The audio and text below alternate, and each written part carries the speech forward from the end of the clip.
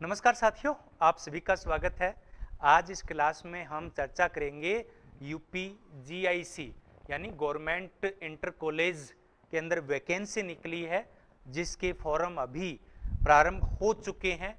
कुल 1471 पदों पर ये भर्ती होने वाली है, तो उसके बारे में संपूर्ण डिटेल से आज हम आपको जानकारी देंगे, जिसमें सिलेबस क्या है, योग्यता क्या है, कौन कौन है वो इसके लिए अप्लाई कर सकता है, इसके 2 एग्जाम होते हैं, प्री का सिलेबस क्या है, मेंस का क्या है, इसमें आयु सीमा क्या है। इस प्रकार से संपूर्ण जानकारी हम आज इस क्लास में है वो प्रोवाइड करवाएंगे। तो कुल पद, शैक्षणिक योग्यता, आयु सीमा, एग्जाम पैटर्न और इसका सिलेबस क्या है। सिलेबस हम केवल सोशियोलॉजी का ही देखेंगे, इन सब पे हम चर्चा करने वाले हैं। इससे पहले एक इन्फॉर्मेशन है कि हमारा ऑनलाइन प्लेटफॉर्म है जिसका नाम है सोशियोलॉजी क्लासेज इन हिंदी, जिसे आप प्ले स्टोर से डाउनलोड कर सकते हैं या फिर इन नंबरों पर आप उसका लिंक है वो प्राप्त कर सकते हैं। अभी हम उस ऐप के ऊपर 35% ऑफ दे रहे हैं सभी जितने भी हमारे ऑनलाइन क्लासेज हैं उन सब पर। जैसे कि अभी झारखंड पीजीटी की वैकेंसी आई है और ये अभी यूपी पीजीटी ही मान सकते हैं, क्योंकि इंटर कॉलेज का मीनिंग यूपी के अंदर पीजीटी से ही लिया जाता है। कक्षा 9 से 12 के लिए ही इस शब्दावली का यूज है वो किया जाता है। तो अगर हम इसकी बात करें तो अभी इसके आवेदन है वो शुरू हो चुके हैं 12 अगस्त से, यानी 12 अगस्त 2025 से इसके आवेदन प्रारंभ हो चुके हैं। 1 महीने का टाइम है। 12 सितंबर 2025 तक इसके आवेदन है वो आप कर सकते हैं। 19 सितंबर 2025 तक आप इसमें चेंज कर सकते हैं। इसके बाद चेंज का कोई ऑप्शन नहीं रहता है। एग्जाम कब होगा उसका जानकारी है वो आपको बाद में दिया जाएगा। इसके लिए आपको सबसे पहले OTR 1 टाइम रजिस्ट्रेशन करवाना पड़ेगा, और उसके बाद में आप अगर करवा रखा है तो अच्छा है, नहीं करवा रखा है तो वो पहले करवाना पड़ेगा।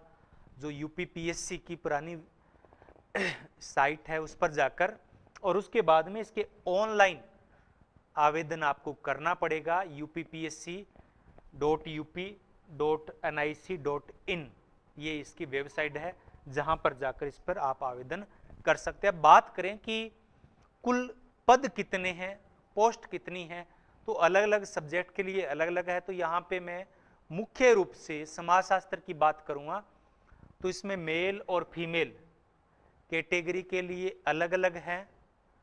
तो पहले मेल कैटेगरी की बात करें तो इंग्लिश के 100 हैं, हिंदी के 82 है, ज्योग्राफी 38 हैं। इसी प्रकार से समाजशास्त्र के, सोशियोलॉजी के 23 पद हैं मेल कैटेगरी के लिए। तो कुल 1471 पद हैं। ये 42 पद स्पेशल स्कूल के लिए हैं।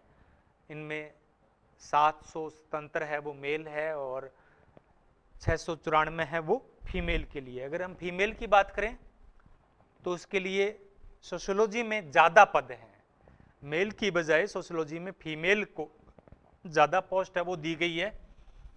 टोटल 44 पद हैं वो फीमेल के लिए, महिलाओं के लिए। तो यहाँ पे महिलाओं के लिए ज़्यादा अवसर है। अगर बाकी देखेंगे तो हम महिलाओं के पद कम हैं। तो एक बार जो कहते हैं कि समाजशास्त्र है वो महिलाओं का विषय है, तो कहीं ना कहीं ये उनकी मानसिकता को दर्शाता है, बल्कि ऐसा कुछ भी नहीं है। स्पेशल स्कूल वैकेंसीज भी है, ये अलग अलग पदों के लिए है। तो इसमें भी सोशियोलॉजी के कुल 6 पद हैं, रिजर्वेशन भी इसमें है। तो कुल इस प्रकार से काफ़ी पद है वो समाजशास्त्र के लिए हैं। तो एक अच्छा ऑप्शन है इसमें जो अदर स्टेट के स्टूडेंट है वो फॉर्म अप्लाई कर सकते हैं, लेकिन वो जनरल के अंतर्गत काउंट है वो होंगे। अगर हम इसके एजुकेशन क्वालिफिकेशन देखें तो एजुकेशन क्वालिफिकेशन ये है कि भारत में विधि द्वारा स्थापित किसी भी विश्वविद्यालय या इसके समकक्ष कोई अन्य संस्था है, जैसे डीम्ड यूनिवर्सिटी होती है, उनसे संबंधित विषय में, यानी अगर कोई समाजशास्त्र में अप्लाई करना चाहता है तो उसको समाजशास्त्र के अंदर स्नातकोत्तर यानी एमए की डिग्री, मास्टर ऑफ सोशियोलॉजी की डिग्री हासिल करनी पड़ेगी, पीजी पोस्ट ग्रेजुएशन करना पड़ेगा। साथ में एनसीटीई के द्वारा बीएड की डिग्री भी इसमें जरूरी है, क्योंकि ये कक्षा 9 से 12 के लिए है, तो इसलिए इसमें बीएड मांगा गया है। अगर ये कॉलेज एजुकेशन होता, असिस्टेंट प्रोफेसर होता, तो इसमें नेट क्वालिफिकेशन है वो मांगते। तो एमए प्लस बीएड यानी पीजीटी के लिए जो योग्यता चाहिए वो यहाँ पे जरूरी है। तो यहाँ क्लियर होता है कि जैसे सोशल साइंस के अदर सब्जेक्ट है वो सोशियोलॉजी से अप्लाई नहीं कर सकते। अब हम बात करते हैं इसके एग्जाम पैटर्न पे। आपको पता चल गया कि आप आवेदन कर सकते हो या नहीं कर सकते, आपको पदों की संख्या पता चल गई। अब इसका एग्जाम क्या होगा, तो इसका एग्जाम अन्य की बजाय अलग है। तो इसमें दो प्रकार के एग्जाम होंगे, एक है प्रारंभिक परीक्षा प्री, जो कि वस्तुनिष्ठ है, ऑब्जेक्टिव है, और दूसरा पेपर होगा सब्जेक्टिव, मुख्य परीक्षा मेंस जिसको बोलते हैं। तो इसके दो है। अगर हम प्री की बात करें तो प्री में कुल 120 प्रश्न है वो पूछे जाएंगे, जिसमें से सामान्य ज्ञान जनरल नॉलेज है वो 40 क्वेश्चन और सब्जेक्ट के हैं वो 80 क्वेश्चन, यानी 120 प्रश्न है वो पूछे जाएंगे।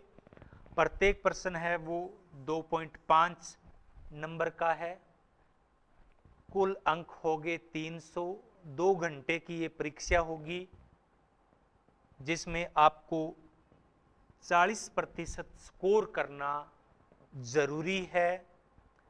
अगर अनुसूचित जाति या जनजाति से संबंधित है तो 35%, अगर पहले पेपर में स्कोर आता है तो आप सेकंड पेपर के लिए या आपका सेकंड पेपर चेक होगा, अन्यथा सेकंड पेपर का कोई रोल नहीं रहेगा, आप परीक्षा से बाहर माने जाएंगे। नेगेटिव मार्किंग भी है, 1/3 है, यानी 3 प्रश्न अगर गलत होते हैं तो एक सही प्रश्न भी गलत मान लिया जाएगा, उसके नंबर भी कट जाएंगे। अब बात आती है मेंस की, कि मुख्य परीक्षा ये लिखित परीक्षा होगी, सब्जेक्टिव होगी, और ये कुल 300 अंकों की होगी। इसमें 3 घंटे का टाइम आपको मिलेगा। इसमें कुल 2 पेपर होंगे। पेपर प्रथम है जिसमें हिंदी और निबंध लिखना होगा, 50-50 50-50 अंकों का है ये। सॉरी, इस मेन परीक्षा में 2 परीक्षाएं होगी, एक प्रथम प्रश्न पत्र और एक द्वितीय प्रश्न पत्र। पहले मेंस हो गया, मेंस में अगर आपके 40% या 35% आए तो आगे की कॉपियां चेक होगी। इसमें भी जो मेंस है, मुख्य परीक्षा है, लिखित परीक्षा है, इसमें 2 पेपर होंगे। प्रथम पेपर में कुल 100 क्वेश्चन है वो, सॉरी 100 अंक होंगे, जिसमें 50 क्वेश्चन है वो सामान्य हिंदी के और 50 का एक निबंध होगा। और इसमें जो सेकंड पेपर है, द्वितीय प्रश्न पत्र है, वो सब्जेक्ट का होगा, जिसमें कुल 20 क्वेश्चन पूछे जाएंगे। सारे के सारे क्वेश्चन करने अनिवार्य हैं। कुल अंक 300 होंगे और 3 घंटे का समय होगा। तो एक मेंस हो गई, फिर उस एक प्री वर्ष हो गया यानी प्रारंभिक परीक्षा, और फिर एक मुख्य परीक्षा ये लिखित होगी और इसके 2 प्रश्न पत्र है, और इसमें जो सेकंड प्रश्न पत्र है वो 3 खंडों में होगा। पहले खंड में 5 प्रश्न होंगे, 250 वर्ड्स में आपको इसके आंसर देने हैं, और प्रत्येक प्रश्न है वो 25 नंबर का हो गया, यानी कुल 125 नंबर के ये हो गए। सेकंड खंड में 5 ही प्रश्न होंगे, 150 वर्ड्स लिमिट है, और 15 अंकों का एक प्रश्न होगा यानी 75। और खंड 6 के अंदर 10 क्वेश्चन होंगे, प्रत्येक को आपको 50 वर्ड में लिखना होगा, और प्रत्येक है वो 50 नंबर का होगा, तो यानी 100। तो टोटल ये जो मुख्य परीक्षा का सेकंड पेपर है वो 300 नंबर का होगा, और इसके आधार पर मेरिट है वो बनेगी। मैं अभी समाजशास्त्र पे आता हूं, थोड़ा सा इसकी सामान्य जानकारी है वो, जैसे कि आयु सीमा की अगर हम इसकी बात करें तो आयु सीमा है वो 21 वर्ष से 40, न्यूनतम 21 वर्ष, अधिकतम 40 वर्ष, और ये तारीख है वो आपकी 1 जुलाई 2025 है। इससे आयु का निर्धारण है वो किया जाता है। इसके अलावा कोई दिव्यांगजन है तो 55 वर्ष है। कुछ जो विशेष वर्ग हैं, ओबीसी, एससी, एसटी, खिलाड़ी हैं, कोई नेशनल लेवल के, शायद तक नेशनल लेवल ही है, या शिक्षक हैं, या कोई राज्य सरकार के कर्मचारी है जो जिला परिषद में लगे हुए हैं, उनके लिए भी 15 वर्ष की छूट दी गई है। और जो सेना में कार्यरत हैं, एक्स सर्विसमैन है, उनको भी 3 वर्ष की छूट है वो इसमें दी गई है। तो ये कुछ विशेष वर्गों को छूट इसमें दी गई है। अदर स्टेट का जो व्यक्ति है उसके लिए अधिकतम आयु सीमा 40 वर्ष ही है। यहाँ पे महिलाओं के लिए अलग से किसी छूट का प्रावधान नहीं किया गया है। तो ये सामान्य जानकारी थी जो सभी के लिए थी। अब मैं बात करता हूं कि समाजशास्त्र के लिए इसका सिलेबस क्या रहेगा और इसका हमारे पास ऑप्शन क्या रहेगा। तो इसमें हम अगर बात करें तो हमारा जो ऑनलाइन प्लेटफॉर्म है, मैंने अभी जिक्र भी किया था उसका, कि सोशियोलॉजी क्लासेज इन हिंदी के नाम से है, जिसमें हम हिंदी माध्यम में सभी प्रकार की परीक्षाओं की प्रिपरेशन करवाते हैं। तो यूपीपीएससी जीआईसी लेक्चर 2025 के नाम से हमने ये कोर्स लॉन्च किया है। उसमें हम समाजशास्त्र का, क्योंकि इसमें जनरल हिंदी भी आ रही है और जनरल नॉलेज भी आ रही है, तो उसको हम 1% भी नहीं करवाएंगे। जो प्रारंभिक पेपर है उसमें कुल 80 अंकों का है, उसको हम पूरे करवाएंगे। और सेकंड पेपर का जो सब्जेक्ट का दूसरा पेपर है उसको हम करवाएंगे। उसमें वीडियोस क्लासेज और उनकी पीडीएफ है वो आपको ऐप पे मिलेगी।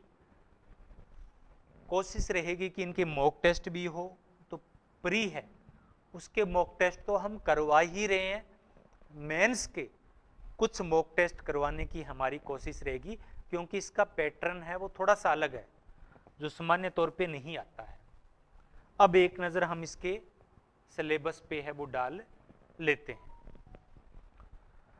इसका पाठ्यक्रम क्या है, तो इसमें 9 यूनिट है और ये सारे के सारे टॉपिक्स हमने अभी कंप्लीट कर रखे हैं। इसका कोर्स है वो बना दिया है। 99% आपको इसके टॉपिक्स अभी कंप्लीट मिलेंगे। कोई 1-2% ऐसा हो सकता है कोई नया टॉपिक हो, है नहीं, तो उसको हम करवा देंगे। तो पहली यूनिट है मौलिक अवधारणाएं। तो समाजशास्त्र, अर्थ, प्रकृति, क्षेत्र, अवधारणाएं, विशेषताएं, अन्य जो बेसिक कंसेप्ट है, संस्था, समिति, समुदाय, संस्था, समाज, परिस्थिति एवं भूमिका, समूह, संस्कृति, ये सब पहली यूनिट में डाले गए हैं। सेकंड भी इसी का पार्ट है, बहुत छोटा हो जाएगा ये। सामाजिक प्रक्रियाएं हैं, प्रतिस्पर्धा, संघर्ष, प्रसंस्कृतिकरण, समाजीकरण, स्त्रीकरण, विभेदीकरण, तो ये है। तीसरी जो यूनिट है खंड 3 है, उसमें थिंकर हैं, कुछ वेस्टर्न थिंकर हैं, कुछ इंडियन थिंकर है। वेस्टर्न में ऑगस्ट कॉम्टे है, मार्क्स है, स्पेंसर है, दुर्खिम है, जिन्हें हम समाजशास्त्र के संस्थापक विचारक कहते हैं। मैक्स वेबर हो जाता है। फिर 3 ये मूलभूत इंडियन थिंकर आ जाते हैं, मुखर्जी, एम.एन. श्रीनिवास और जी.एस. बोरिए। चौथी यूनिट है वो समकालीन समाजशास्त्रीय सिद्धांत है, जो कुछ नए कंसेप्ट है, एथनोमेथोडोलॉजी है, इसके अलावा परघटना शास्त्र है, फेनोमेनोलॉजी हो गया, फंक्शनलिज्म हो जाता है, संरचनावाद, मार्क्सवाद, संघर्षवाद, विनिमय, प्रतीकात्मक अंत्यक्रियावाद, ये कुछ है। 5वीं जो हमारी यूनिट है उसमें सोशल चेंज और सोशल कंट्रोल, इसके बारे में कहा गया है। सोशल चेंज हो गया, सोशल चेंज की प्रक्रियाएं हो गई, इंडस्ट्रियलाइजेशन हो गया, अर्बनलाइजेशन हो गया, मॉडर्नलाइजेशन हो गया, वेस्टर्नलाइजेशन हो गया, ग्लोबलाइजेशन हो गया, इन सब के बारे में है। और साथ में सोशल कंट्रोल है। 6ठी यूनिट के अंदर भारतीय समाज और संस्कृति है, तो जिसमें भारतीय समाज में जाति, वर्ग, विवाह, परिवार, नातेदारी, कुछ हमारी परंपराएं या बेसिक कंसेप्ट है जो इंडिया से जुड़े हुए हैं, जैसे कि संस्कृतिलाइजेशन है, यूनिवर्सलाइजेशन है, लिटिल ये ट्रेडिशन है, इस प्रकार के हो जाते हैं। 7वीं यूनिट के अंदर इंडियन सोशल सिस्टम में है, जो हमारा प्राचीन सिस्टम है उसके बारे में है, चाहे जाति व्यवस्था, जजमानी प्रथा है, पंचायती राज है। 8वीं यूनिट के अंदर समकालीन जो प्रॉब्लम्स हमारी, गरीबी है, बेरोजगारी है, करप्शन है, महिलाओं के विरुद्ध है, अनुसूचित जाति, जनजाति, अल्पसंख्यक, इन सब की प्रॉब्लम्स है, वो 8वीं यूनिट में रखी गई है। और 9वीं यूनिट में सोशल रिसर्च को रखा गया। तो ये जो सिलेबस है वो 100% हमारे पास अभी कंप्लीट है।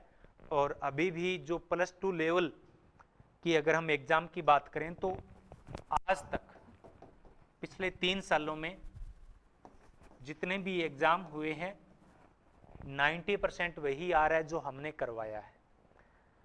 असिस्टेंट प्रोफेसर लेवल में थोड़ा सा कम हो जाता है, 80 या 85 हो जाता है, लेकिन +1-2 लेवल है उसमें 90% 100% तक जो हम करवा रहे हैं वहीं से आ रहे हैं। तो इसका कोर्स है वो हमने लॉन्च कर दिया है। आप इसके लिए यहाँ पे ऐप है वो डाउनलोड कर सकते हैं और कोर्स को परचेज कर सकते हैं। अभी 15 अगस्त पे 2 दिनों के लिए 35% ऑफ है वो इस पे चल रहा है। तो ये आज की हमारी क्लास थी। अगर किसी प्रकार की कोई डाउट्स है तो आप कमेंट बॉक्स में लिख दीजिएगा। वैसे तो मैंने सारी जानकारी दे दी है, अगर आप वीडियोस पूरा देखते हो तो ये जानकारी है ही है। फिर भी अगर किसी प्रकार की कोई प्रॉब्लम आपको लगे तो आप चैट बॉक्स में लिख सकते हैं, हम उसका सॉल्यूशन करेंगे। तो आज की क्लास है यहीं समाप्त करते हैं। आपने इतने प्रेम से सुना इसलिए आप सभी का बहुत बहुत धन्यवाद।